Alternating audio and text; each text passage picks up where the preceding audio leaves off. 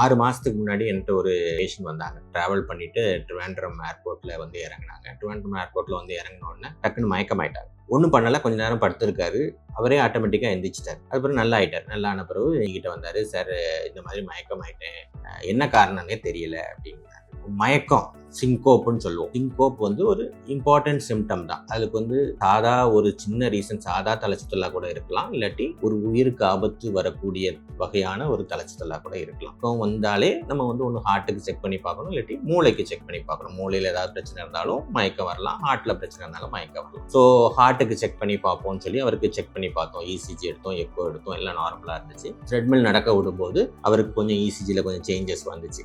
அப்படின்னா ஹார்ட்டில் கொஞ்சம் அடைப்பு இருக்குன்னு அர்த்தம். அவரால் நடக்க முடியல. ஃபர்ஸ்ட் ஸ்டேஜ், செகண்ட் ஸ்டேஜ்லேயே நல்லா மூச்சு வாங்கிச்சு. ஸோ அதை நிறுத்தினோம். திருப்பி ட்ரெட்மில்ல சேஞ்சஸ் இருந்தனால ஒரு ஆஞ்சியோகிராம் பார்த்தோம். ஆஞ்சியோகிராம் பார்த்தப்போ மெயின் ரத்த குழாயில் ஒரு பெரிய ரத்த கட்டி இருந்துச்சு. ஸோ எமர்ஜென்சியாக பைபாஸ் சர்ஜரி பண்ணியிருந்துச்சு. பைபாஸ் சர்ஜரி பண்ணி ரெக்கவர் ஆகி போனார்.